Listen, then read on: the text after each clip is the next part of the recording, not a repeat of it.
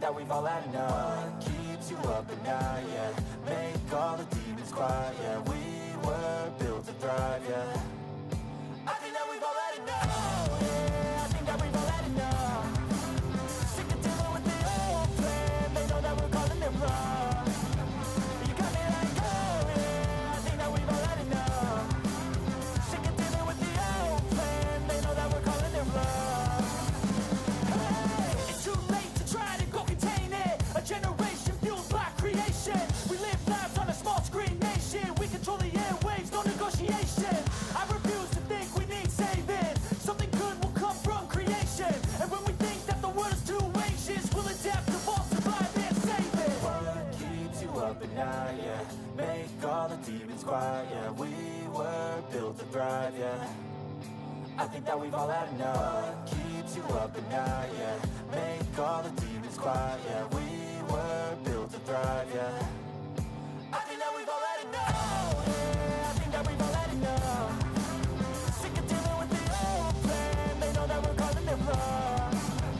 You got me like, oh yeah, I think that we've all had enough. Sick of dealing with the old plan. They know that we're calling it wrong.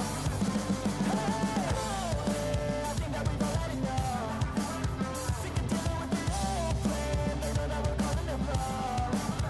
You got me like, oh yeah, I think that we've all had enough. Sick of dealing with the old plan. They know that we're calling it wrong. Well, welcome. It is not your normal Sunday. We are back at it. I'm Jeffrey Daugherty, the artist formerly known as a Christian whistleblower. Welcome to the Real Gospel Truth. We call it the Real Gospel Truth because gospel is a Greek word that was invented to mean the victories, the announcement of the victories of the heathens and pagans. And the slimy Christians stole the word from us and corrupted it to mean the message of their fake Jesus character. So that's why we're here, and that's what we do, and we're glad to see you. Today, we're going to get into something that's very, very important, and we're looking at the Secretary of Holy War.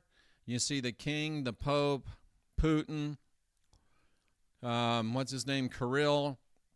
All of this figures into it. Sorry, picking something out of my teeth. That's really attractive. But fresh out of the cold plunge, good dose of dopamine. I know, Tess. Everybody was wondering what happened to me. 5 years of banishment, but I'm back, baby.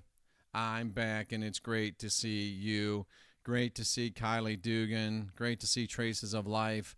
Great to see Scott. Great to see places you can't go. And great to see Tess M. So we have our website. It's realgospeltruth.org.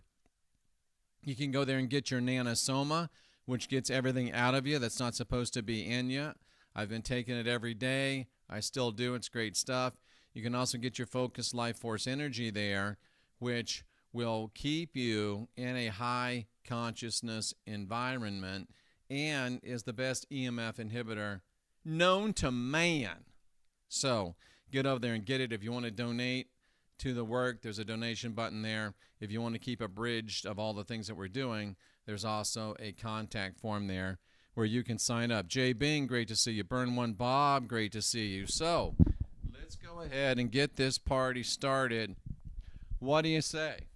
Let's get this party started. And It's not really a party, it's a warning. So here we go. Am I forgetting anything? I don't think so. So the Secretary of War, Pete Hegseth, is now the Secretary of War. I'm going to make you aware of and get you to maybe ask the question, is he really the Secretary of Holy War? Now, according to a recent declaration by President Trump, he's now the Secretary of War rather than the Secretary of Defense. And Pete Hegseth has personally called for, and we're quoting, for restoring a Christian ethos to American life. You can't restore what was never there in the first place.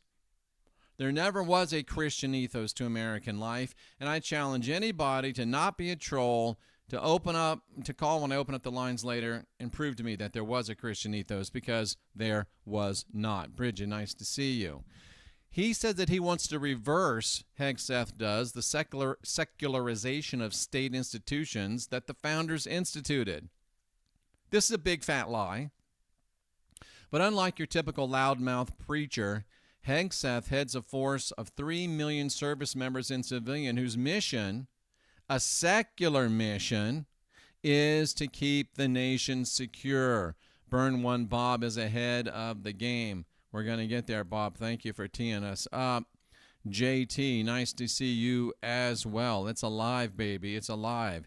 Now, at a recent evangelical conference speech that Hegseth was giving, the Pentagon press secretary Kingsley Wilson affirmed that despite the left's effort to remove our Christian heritage from our great nation, Secretary Hegseth is among those who embrace it. Hegseth embraces a damn lie. I think it was Thomas Jefferson said there's lies and there's damn lies. Might have been Mark Twain. But this is both, hey Jessica, a lie and a damn lie. This country's heritage is not Christian. I don't care how many times they repeat it. I don't care how many times they say it. I don't care how many historical idiots and compromised shekel grabbers say it. This was not ever a Christian nation. Wasn't started to be a Christian nation, and it won't finish a Christian nation. See, that dopamine's getting me, New Jersey Jeep girl. This country's heritage is not Christian. That's no more than a damn dangerous lie, often repeated, and they can repeat it as much as they want, and it won't make it true. All right. But, you know, I got to prove what I say. I'm not like they are. I just don't say stuff. I'm a little tall today. I don't just say stuff. Thank you, Jessica. I prove it. America is not a Christian nation, as never has been. The U.S. Constitution makes no mention of God, makes no mention of the fake Jesus character. It makes no mention of the Christ, just Frank, and it makes no mention of Christianity. You've got to remember the men that founded this country left England, undertook the most dangerous journey of the day, knowing that probably half of them wouldn't make it, just to get away from these people like Hegseth and Trump and you if you're supporting them. We left. We came over here, as Bridget says, to form a country that's free of religion. And these bastards followed us across the ocean. We fought for religious freedom. God, Jesus Christ, Christianity are not stated once in all the Constitution, and that was on purpose. That was on purpose. Thank you, Joyce. I'm glad you're listening while on the road. Thomas Jefferson. By the way, for those Christians out there that don't read real good, Thomas Jefferson wrote the Declaration of Independence. And here's what Thomas Jefferson had to say. The day will come when the mystical generation of the Jesus character by the Supreme Being in the womb of an 11-year-old virgin, I'm adding a few things, will be classed with the fable of the generation of Minerva in the brain of Jupiter. But we may hope that the dawn of reason and the freedom of thought in these United States will do away with all this artificial scaffolding. So listen, you Christian nationalist idiots. Listen, you Christian identity morons. Not only was this nation not founded on Christianity, this nation was founded to destroy and free humanity from the Judeo-Christian fear and guilt, blood, magic, mind control matrix, baby. Woo! Woo! Can I get a hell yeah from somebody? Ooh, I got to do the plunge right before the show more. I love it. Somebody says, is this Jeff? Who the hell else do you think this is? Wearing this shirt and this coat, doing a Ric Flair. Of course it's Jeff. I'm back, baby. Better than ever. Thomas Jefferson, who wrote the Declaration of Independence, told us, it is me. Well, it's been 5 years, man. There's going to be a little difference in the voice. The United States of America was created to do away with the Christian lie, the Christian nonsense, the Christian ridiculosity. The United States of America was done to do away with all this artificial scaffolding and to allow the divine, sovereign, and free last generation of real humans to thrive. John Adams. Not a great picture of John Adams, say Elder Barry. But John Adams said the government of the United States is not, in any sense, founded on the Christian religion. I don't care what Hegseth says. I don't care what these ortho boys say. I don't care what your pastor says. I don't care what your preacher says. I don't care what Candace fucking Owens says. I don't care what any of these bitches say. Okay, I'll try to calm down with the profanities. America is not in any sense founded upon the Christian religion. And you can keep repeating it as often as you want, and it won't make it true. Oh, but wait, there's more, Emperor Rex. George Washington used terms like providence, supreme architect, when making speeches. Hey, Nancy, those are deist terms. But what Washington did not do is use the names Jesus or Christ in any public appearances. Hey, Smoochie. Thomas Paine made no qualms about his radical deism, calling the Bible the pretended Word of God, which is exactly what it is. And we know he's read it because he tears it a new one in his book, The Age of Reason. Thomas Paine said, and I quote, "Whenever we read the obscene stories, the voluptuous debaucheries, the cruel and torturous executions, the unrelenting vindictiveness with which more than half the Bible is filled, it would be more consistent that we call it the word of a demon." And that's not really fair to demons, rather than the word of God, wrote Thomas Paine. And Thomas Paine may never have held public office, but he is given credit for being the man that lit the match that became the Revolutionary War. He is deemed a founding father because there weren't many American revolutionary rebels who didn't read Paine's pamphlet, Common Sense, which shaped the demand for independence from Great Britain. Without Thomas Paine, the United States would still be under British rule. Without Thomas Paine, without Common Sense, which still challenges the King James Version for the most published and sold book in the history of this country, hi Corrine, the United States might still be under British rule. So get this idea that America was a Christian nation out of your brains, because it's not only a lie, it's a damn lie. Now, getting back to Pete Hegseth. In an administration that's already heavy-handed in invoking Christian ideas and imagery in government work, Hegseth has gone further than anybody else.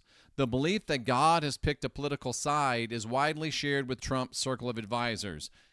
And if you're still picking a political side, you just don't get it. You're very unsophisticated. And if you think that God would pick a political side, you really don't get it. And if your God has picked a political side, then your God's not a God. I just say that to be polite. Hate to to burst your bubble, but the expansion of presidential power, and especially after the Charlie Kirk event, that's right, I said it, David Dogspaw, it was an event, a desire for vengeance against the perceived enemies in their telling is divinely ordained. Guess who the enemies are? Me. I'm the enemy. I'm the bad guy. You're the enemy. You're the bad guy. You're the bad girl because you won't bow your knee to the fake dead rabbi hanging on a tree. You won't bow your knee. You are ridiculous enough to believe that you're not filled with original sin, but you've got the spark of the divine within. You're ridiculous enough to believe you're divine, sovereign, and free. You're ridiculous enough to think that you're the last part of the last generation of real humans. You're ridiculous enough to believe that this world's going to be better than it's ever been sooner than we can even imagine, because we're going to make it so, and we're going to step over corpses to do so. Not that we're going to create, but they're just going to fall out because they fell in with the wrong crowd. And if that's who you are, you're in the right place, baby. We're the cousins. The cousins are the people that were with us way back in the day. Now we got the folk and the kin, the folk. That's our race. Hey, it's okay to be white. We love being white. Being white is freaking fantastic. We love it. And the white folks, that's our folk. That's our folk. But the kin, that's people that aren't white. They're red, brown, black, yellow. And they too are sick and tired of the Judeo-Christian fear and guilt, blood magic, mind control matrix. So don't let it ever be said that Jeffrey Darty's a white supremacist. He's not. Jeffrey Darty wants to work with all the white people that are sick of this nonsense. Jeffrey Darty wants to work with all the black people, brown people, red people, yellow people that are sick of this nonsense. And if you don't like it, then don't work with me, because we don't need you. We got more than enough to get it done. Abraham, nice to see you. Rapid Dog. Melanie.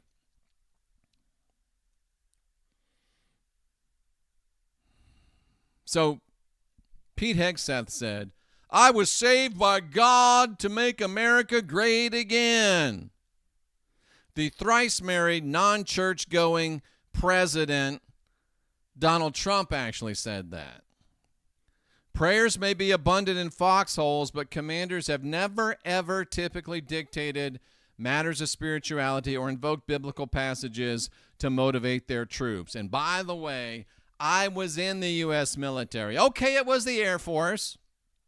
Barely military, but I was in the Air Force for almost 7 years. I understand the military culture. I lived in the military culture, and if you didn't, you're invited to have a hot cup of shut the hell up and listen to somebody that's been there, Joe Sapiens.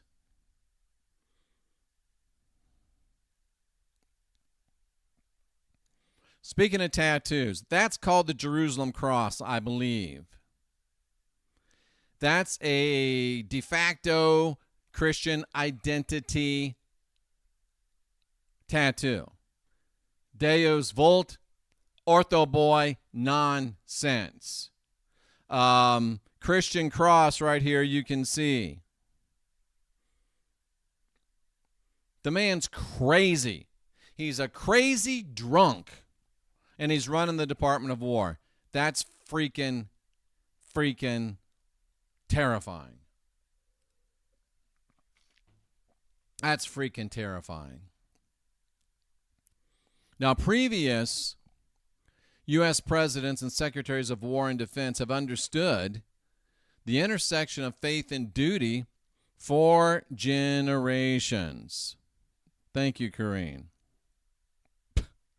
Smoochie, you're a shameless whore. And we love you. Oh, most of them aren't back yet, Rapid Dog. Only about half, but we're waiting for the rest of them. Although America's armed forces have always made a place for religion, going back to the Battle of Bunker Hill, that place has always been a circumscribed one. It's had fences around it, entrusted primarily to the chaplain corps that is hired to attend to troops of their own faith and to also facilitate observance of other traditions. Hegseth ain't going to do that. Hegseth is not going to do that. Hegseth has swerved dramatically from this precedent. In addition to being the highest profile member of the administration who belongs to the communion of Reformed evangelical churches, scary, an Idaho-based denomination that identifies as Christian nationalist and Christian identity, he's made Christianity a conspicuous part of his official duties. This moron leads prayer sessions in the Pentagon. He posts on social media about his faith. He posted Psalm 27, "The Lord is the stronghold of my life," and he describes the military's mission in explicitly biblical ones, and that ought to terrify you because that means they're coming after people like you and me that don't want to bow the knee to the fake JC. It just comes. It just comes. Do I still use the old call-in? I still use a call-in method, absolutely. Absolutely. And we'll probably open it up here. In a recent podcast appearance, Hegseth identified spiritual readiness as a core part of the military mission. How the hell is this lying, cheating, adulterous drunk going to be a judge or a promoter of spiritual readiness? That's why whenever we can, we invoke the name of God. Who's God, Pete Hegseth? Who's God?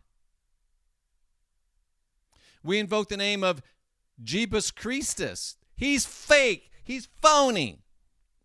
We want that spoken and talked about inside our formations. That is terrifying. Terrifying. Wow. Deep breath. Deep breath.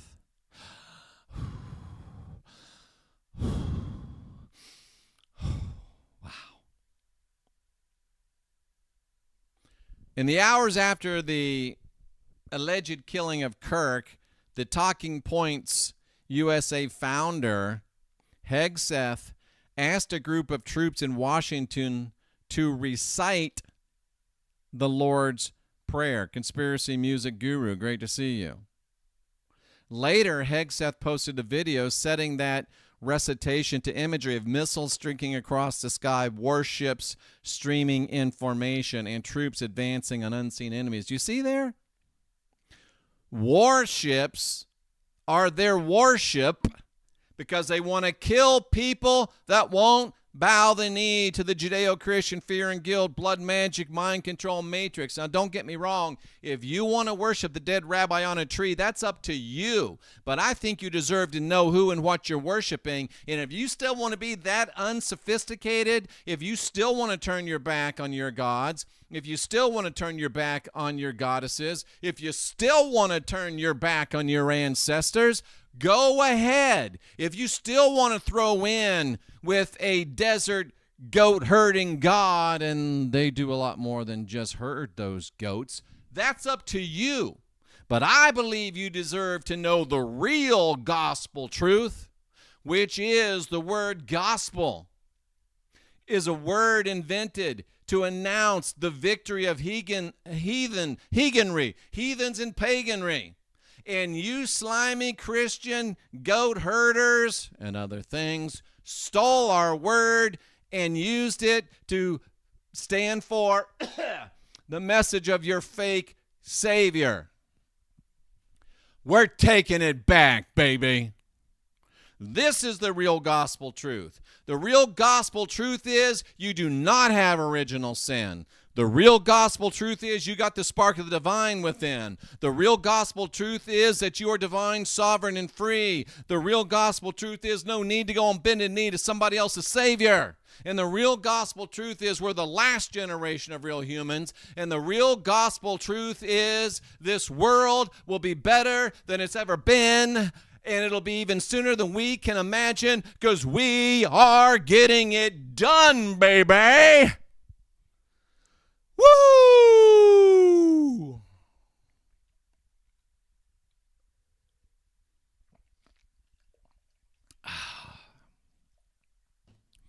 Yeah. Starting to feel it again. I've missed Not Your Normal Sunday. The men and women who volunteered to serve in the United States military, they're noticing the difference. in conversations with former and current service members and people that know Hegseth, the Secretary's sharp deviation from Pentagon tradition when it comes to the matter of faith, it keeps coming up. Corrine Shea, thank you. That's my best friend since we were 11. That's 51 years. Wow. He kind of came up with it. Former Republican Senator Chuck Hagel, he's a church-going Episcopalian. He told this reporter that when he served as Barack Obama's defense secretary, he was careful not to talk publicly about his own beliefs. His maxim was that the Defense Department then, the personnel from riflemen to top brass, should not advocate for their own political or religious views as part of their official duties without risking corrosive divisions within the force. And as I recall my Universal Code of Military Justice, I spent 7 years of my life subject to it. I believe that the Universal Code of Military Justice, I'm pretty sure it actively prescribes that you should not engage in public declarations of religion while in uniform or in official capacity. There's too much at stake in the military, including the freedoms that service members swear oaths to protect. It's very dangerous and very wrong to start down that road, Hagel said, because that road leads to a lot of places you don't want to go. It helps destroy esprit de corps, which basically means the cohesiveness and the spirit of the units.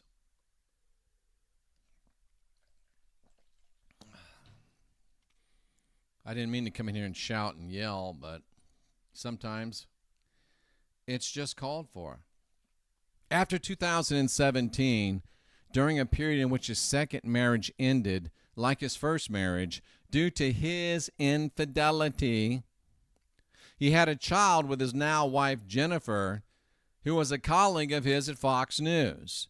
Earlier that year, he'd been stung when Trump passed him over to lead the Department of Veterans Affairs. He was drinking heavily and had been accused of sexual assault by a woman with whom he had a sexual encounter shortly after the birth of his child with Jennifer. Married, cheating on the one he's cheating with, assaulting someone that didn't want none of it, who disagreed with Smoochie apparently about his relative hotness.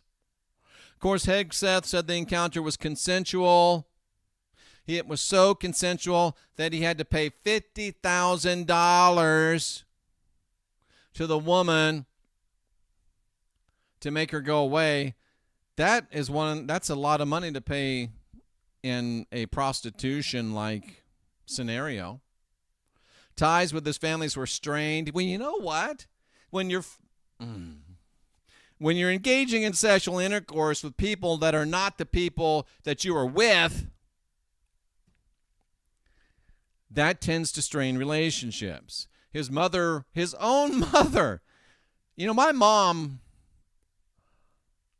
she's a very straight shooter, but she's never described me as a man who belittles, lies, cheats, sleeps around, and uses women for his own power and ego. That's what Hegseth's own mama said about him. You know how bad you got to be for your own mama to say he belittles, lies, cheats, sleeps around, uses women for his own power and ego. His own mama. Oh, God, I can't say any more than his own mama did.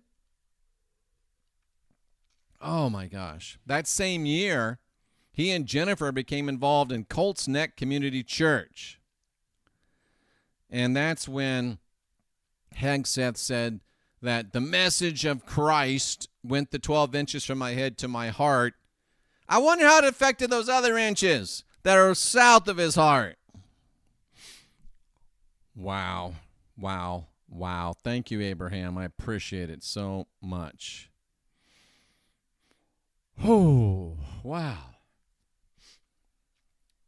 A little sniffly.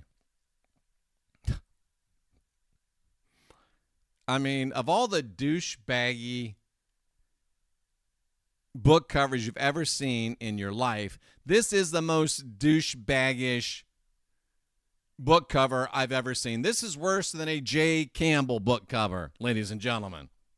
And when you're a bigger douchebag than that douchebag, woohoo, you're a douchebag.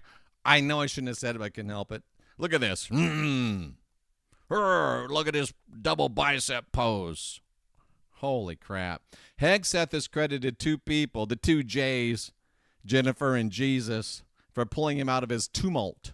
Without those two J's, I wouldn't be sitting here right now, he said. How soon? He soon came to believe that he was on a specific spiritual and civic mission, and he wrote this book called, well, at least his name is on it. I don't know that he could write a book. American Crusade. You know what a crusade is? That's when you go out and kill people that don't agree with you. And that's what he's fixing to do. I can prove you wrong, Ian. Ian says CK was knocked out by Israel. Prove me wrong. Why don't you start by proving that he's really dead? Just casting seed. Just casting seed.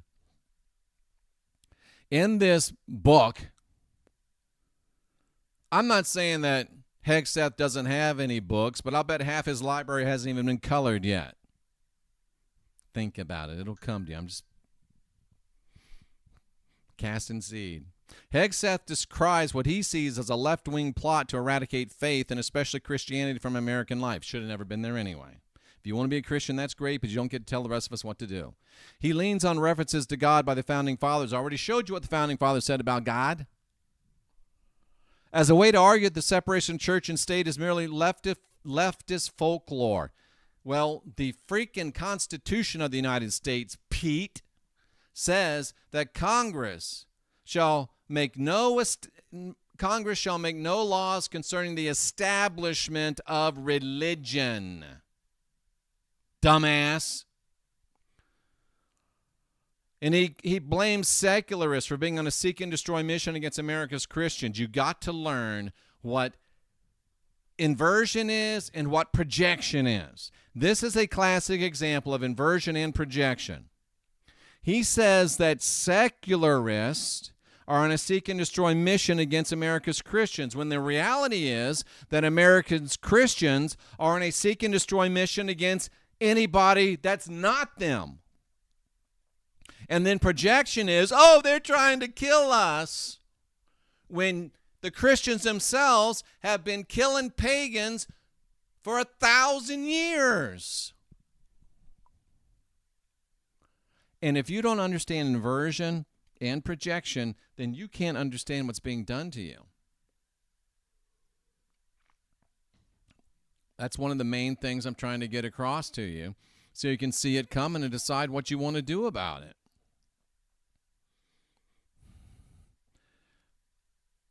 Douchebag of the Year award.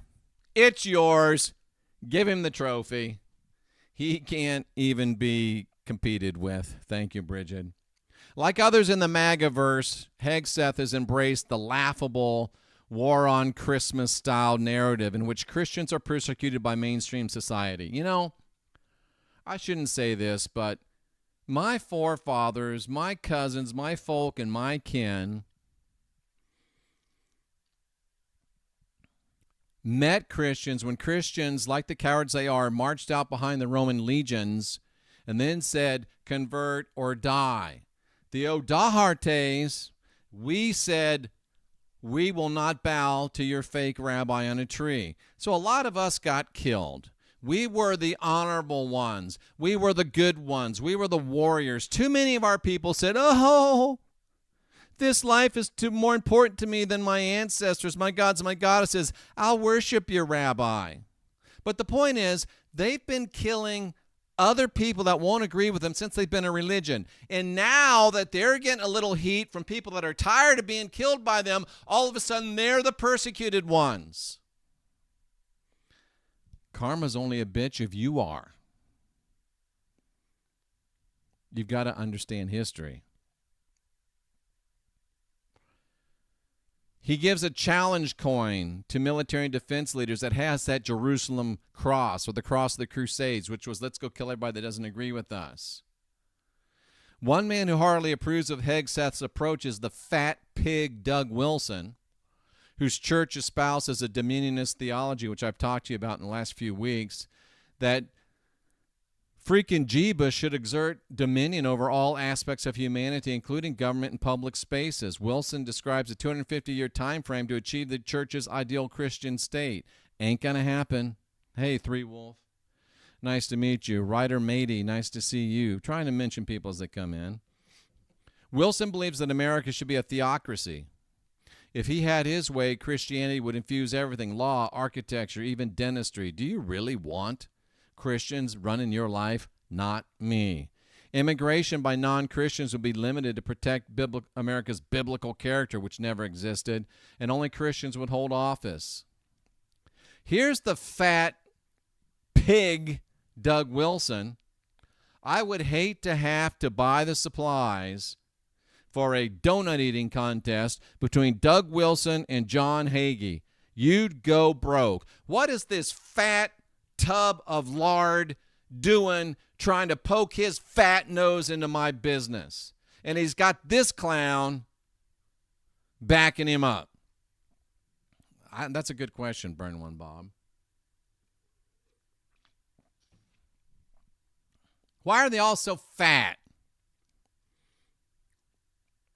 Non-Christians would be permitted to practice their faith, but with diminished rights and never in the public sphere. You know, I get so sick and tired of listening to you Christians. But what about the Muslims? What about the Muslims? Why aren't you the Muslim whistleblower? The Muslims are bad. Oh, God, and Begley, too? Whew. There ain't enough donuts at Krispy Kreme. The Muslims want to do the same thing. Oh, you can still practice your faith as long as nobody sees you. They're the same people. Hegseth and Wilson say they're on a mission, advancing an expansive militant version of Christianity that is evident across all aspects of American life.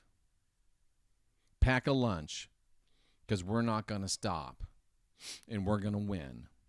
Rather than awaiting an end-of-days cataclysm that could arrive at any moment to be followed by the triumphant return of the non-existent one, how can Jesus have a second coming when we never had a first? They believe that the traumatic event cited in the book of Revelation when the temple of Jerusalem was destroyed, that was Armageddon. And guess what? They're right. They're right. But they mix in a little truth to make their error more intoxicating. So what they're trying to do is give a little truth, say, yeah, really, the destruction of Jerusalem was Armageddon. That was the abomination of desolation. And they're anticipating Christianity triumphing globally, ushering in a new golden era, and then Jesus will come back. So what they're trying to do is steal our beliefs. Because we, the divine, the sovereign, and the free, we are going to lead humanity to victory over the Judeo-Christian fear and guilt blood magic matrix, and we will establish a new golden era where everyone lives divine, sovereign, and free. And if Jesus wants to come back, we'll shoot him in the ass. That was from Tombstone. If that old devil come after me, I'll shoot him in the ass. Curly Bill. Sassafras, great to see you. Sirius, great to see you. This is war. Either we win or they win. Rabbi Harold Robinson was a retired rear admiral and a Jewish chaplain. There's a joke there, but I'm not going to go there. Who also served as chairman of the National Conference on Ministry to the Armed Forces. He's worried that Hegseth is chipping away at the sense of cohesion, that esprit de corps I talked about, among service members. During his 36 years of service, Robinson said he never paused to wonder about the political or religious affiliation of the men and women who served with him. All he worried about was, does he have my back? And do I have his back? And when the Christians, as evidenced by the tiny four-armed bottom boy of Jay Dyer called Andrew Wilson in the debate with me where I beat him like a rented mule, he said the only reason that Christians even pretend to be nice to us that aren't Christians is so when we are distracted, they will shoot us in the back in a second. And that cowardly little troll refused a second debate that he demanded live on air. And for the record, he refused a live public debate followed by 3 rounds of boxing. I challenged him to it. He's a tough guy on the air, but he wouldn't even engage in a boxing match with a 62-year-old man. That's who Andrew Wilson really is.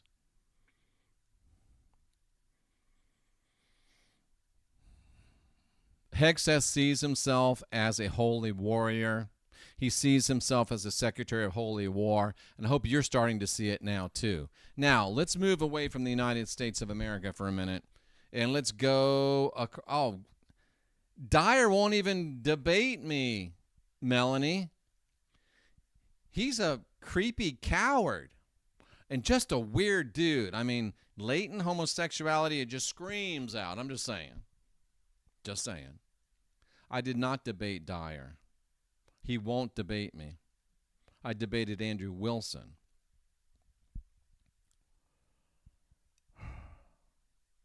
This is the Pope and King Charles.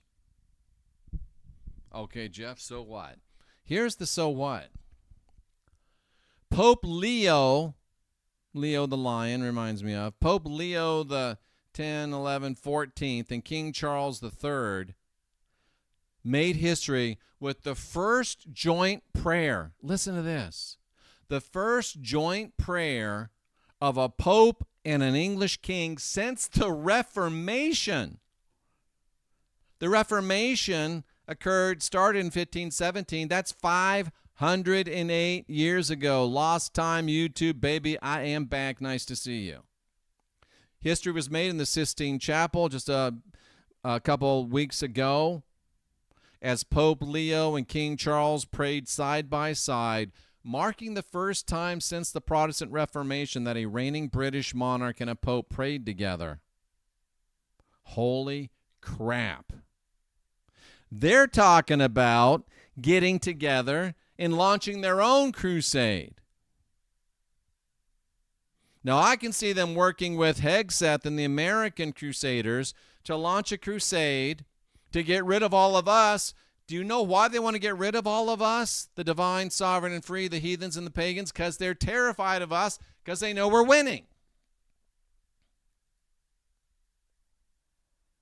Pope Leo led the midday prayer of the divine office, standing beneath Michelangelo's fresco of the Last Judgment. Do you really think that is a coincidence? No, that's a coincidence. Flanked by the Archbishop of York, Stephen Cottrell, King Charles, and Queen Camilla. And she's wearing black like she's at a funeral. As part of the state visit, Pope Leo gave King Charles a new title, Royal Confrater of the Papal Basilica of St. Paul outside the walls. What does that mean? Well, that means that King Chucky, is now signified as the holder of a special relationship and spiritual fellowship with a particular church or religious institution. Do you understand this? The British crown has always been famously Protestant. Now, the Catholic Pope is given this supposedly Protestant king the designation of having a special relationship and a special spiritual fellowship with the Catholics. I told you, I wasn't on YouTube, so most of you didn't hear it, but But I told you that the Catholics and the Protestants are buddying up again in some instances. There's really 3 wars going on, and I'll explain them to you. Can you freaking believe this stuff, man? And this is coming soon to the United States, if you haven't noticed. King Charles also conferred on the Pope the honor of the Knight of the Grand Cross of the Order of Bath. What does that mean? King Charles conferred on the Pope the honor of the Knight Grand Cross of the Order of Bath, while the Pope conferred on the King the Knight Grand Cross with the Collar of the Vatican Order of Pope Pius IX, and on Queen Camilla the Dame Grand Cross of the same order. The Knight Grand Cross of the Order of Bath is the highest rank in the most honorable order of Bath, a British order of chivalry established in 1725. It is awarded for significant service to the crown. So the King of England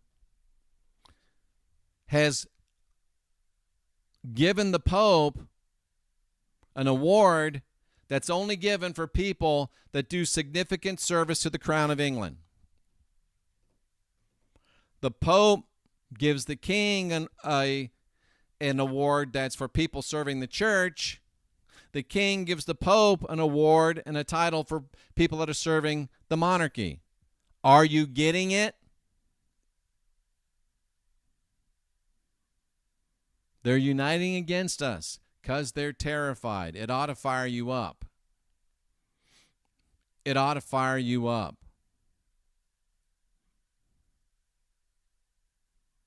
Here's why it's important. By the late Middle Ages, the kings of England were recognized as the protectors of the Basilica of St. Paul, and its heraldic shield came to include the insignia of the Order of the Garter. That tradition was interrupted by the Reformation and the ensuing centuries of estrangement. For 500 years, they've been against each other. But now, a newly commissioned chair bearing the royal coat of arms in the Latin phrase ut unum sint, in one spirit, has been installed in the Basilica of St. Paul outside the walls for King Charles and his successors. They're in it together. The Catholics and the Protestants who hate each other, this is one war. The Catholics and the Protestants who hate each other are joining together to fight us because they know that we're winning. Here's another war, another front in this war. The Kennan Cable number 94. Have you heard of it? We're almost done. It is Russia's holy war against the West. The Russian Orthodox Church, which is the father of all the Ortho boys. I know you call them the Ortho bros, but I call them the Ortho boys. I spell it B-O-I because I'm convinced there's latent, you know, in that group. But the Russian Orthodox Church made a decree in March of this year that Russia's war on Ukraine is just the beginning of a holy war that Putin says he'll take all the way to Berlin against Western globalism and Western Satanism. What's that mean? The divine, the sovereign, the free, the last generation of real humans that won't bow the knee to the fear and guilt, blood, magic, Judeo-Christian mind control matrix. The Orthodox version of it. This choice of words indicates an escalation of rhetoric against the West, against us, heathens and pagans, and in their mind against the Christians that aren't part of the Russian Orthodox Church. Today's confrontation is even more scary than the Cold War, and it appeals to nationalism in a much more primal way because the Russian Orthodox Church has said that they want a holy war to establish Russian Orthodoxy over the world, and Putin says, I'm in. Putin and Patriarch Kirill of the Russian Orthodox Church have long shared the belief that Western liberalism and secularism, anybody that's not Russian Orthodox, are a threat to Russian society, and they're coming after us. Look at these two. Putin declared, we're not fighting just for Russia's freedom, but for the freedom of the whole world, and they want to make you free by making you bow the knee to this wizard and accept his religion. For Russia, they are framing this as a holy war. The West needs to realize what's at stake. We got this drunken idiot leading a Christian, quote unquote, holy war against us. We got these two leading their front of a holy war against us. Are you starting to see the picture? Are you starting to see the picture? They know they're losing and they're mad at us. Jeff, you're trying to scare me? No. Because remember, we just learned in our last program that all the inhabitants of Valhalla are ready to come to our aid. I believe, sorry, flat earthers, that we've got a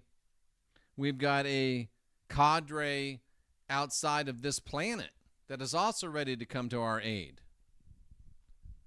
But they're not coming. They're not Jesus. They're not coming to a bunch of whiny little bitches that pray for them to return. No, they're only coming not to save a people, but they will come to help a people that have drawn a line in the sand and said no more, that have said everybody dies, but we're going to die well.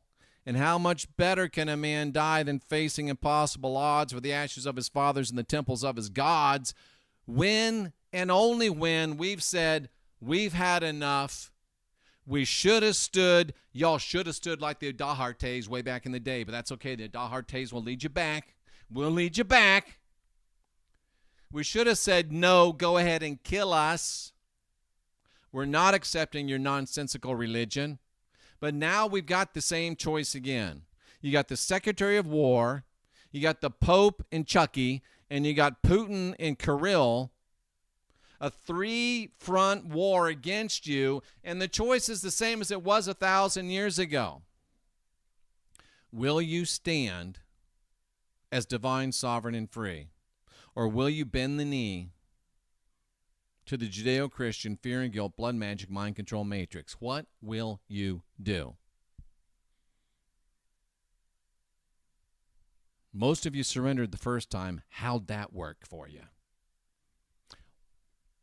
You know, if a plan didn't work the first time, what's the definition of insanity? Doing the same thing, thinking something's going to change. Why don't you just stand? You won't stand because you're terrified, because you believe these idiots. You believe that if you don't bow the knee to the fake rabbi hanging on a tree, buck-ass naked, I don't know why they haven't shown buck-ass naked, goes, then you, you know why they never show the Jesus character on the cross buck-ass naked like he really was? Because then you would know that he was castrated. Bam. Of course, he wasn't real. So it's all speculation, but I lost my train of thought.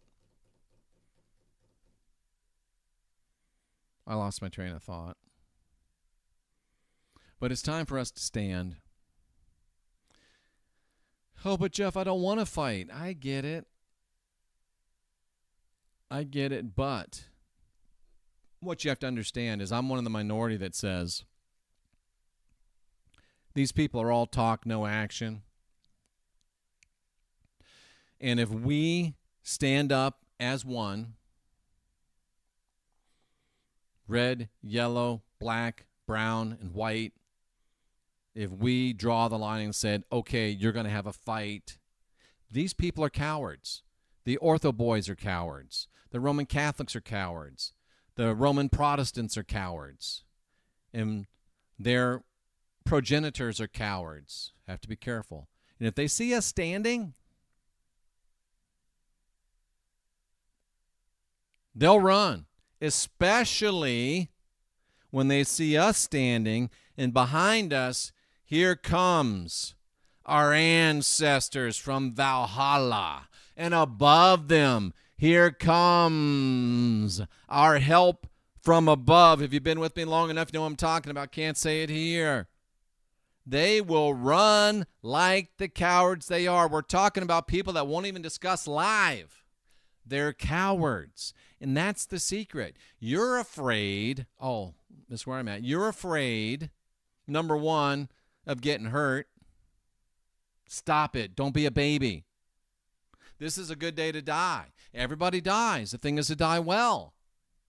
How much better can a man die than facing impossible odds for the ashes of his father's deaths and the ashes of his father's temples of his gods? But what you're really afraid of is not just dying. And if you understood your heathen pagan heritage, you would understand that we rise, we be, and then we pass away to a new arising. This life is a lesson. But I know they've told you that it's appointed a man once to die, after that the judgment. They're lying to you. And what you're really afraid of is that if you don't keep a little bit of that Jesus, then you'll have to go to this place called hell, which isn't real. We are the Rebel Alliance. We are the Rebel Alliance. This is where we're at, folks. This is the reality of the reality. I'll have to move my camera up a little bit. This is real, folks. This is absolutely real. And it's not meant to scare you. It's meant to excite you. And if it scares you, then you're in the wrong place and you're no good to us anyway. So, well, bye. Get on down the road. We don't need you. We got all the good people, all the people that love their ancestors, love their goddesses, love their gods. We've got all of Valhalla standing behind us. We got the force from above standing behind us. Hey, Bella, what's up? All right. I'm going to oh,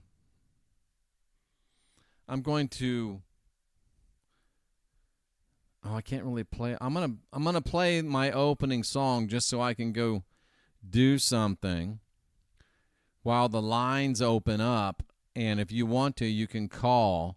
So give me about a minute before you call. And here's the phone lines. And we'll be right back. I got to get another song ready, but we'll be right back. Give me just a second. Let me turn off this mic.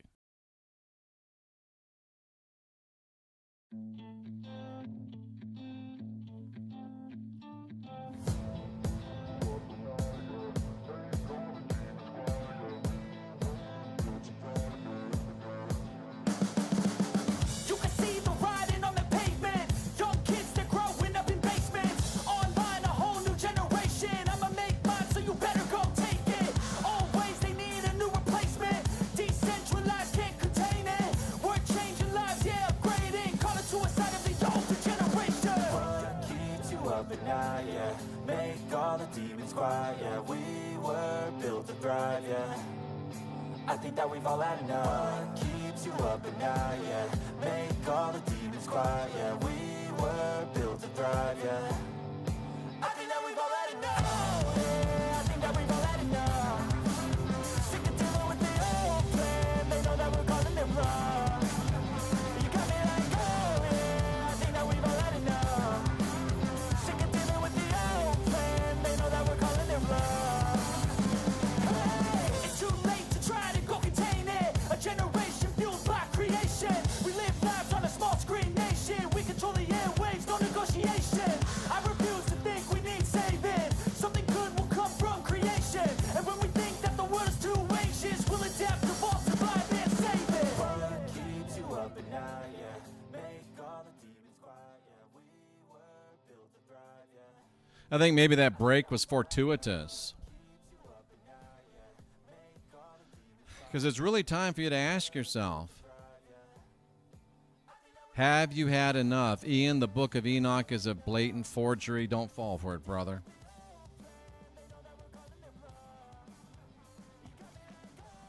The Christians are going to lose, Parsival. They're going to be done.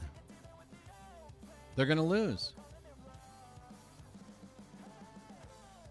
They're going to lose, and we're going to win.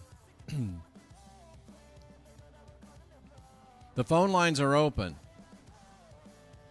Call in if you'd like to. You have to be polite. You have to be interesting if you want to be on the D program. I know it takes a minute for people to get back into it, and we're not going to be offended if nobody calls, but that's okay. Plus, I'm hungry. And I got a nice, I'm still doing the keto thing. I got me a nice bison. It was a chuck roast, and I prepared it according to this thing that Cynthia showed me on YouTube, and it is just as good. Yeah, Melanie's screwed. That's just as good as a ribeye. So, yeah. Getting back to my fighting weight, getting back on YouTube. This is freaking awesome. And I'm about to sneeze. The Rise of the Valkyries. Yes, absolutely. Maybe the sneeze is past. But we appreciate you. I don't know if it'll be today or tomorrow, but I got a bunch of small shows I need to run out. They're good stuff. So you're going to see a lot of like rapid fire content from me. It'll be live, so be looking for it. But we appreciate you. It's been great to be with you here today. We'll be with you tomorrow anyway, for sure. I love you all. I appreciate you. We're back, baby. And it's time for us to get with it. It's time for us to get with it. And it's time for me to remind you that you don't have original sin. You've got the spark of divinity within. You're divine, you're sovereign, and you're free. And I implore you not to go on bended knee to somebody else's Savior. They're not going to save you from the sin they gave you, and it didn't work out very well for our people last time. It's time to stand. And I'm going to say it one more time. Everybody dies. Remember? Rising, being, passing away to a new rising. Everybody dies. Valhalla's a great place. Hell's not scary. It's cool, too. It's run by a goddess. Everybody dies. Thank you, Jay. Everybody dies. But the thing is to die well, and how much better can a man, a woman die than facing impossible odds for the ashes of their fathers in the temples of their gods. Our folks are starting to find their way back. We get more and more live viewers every show, every D program. I salute you for being here seeking after truth. This is the real gospel truth. And we appreciate you. I think we've all had enough. And I don't know about you. I think it's time for a little retribution.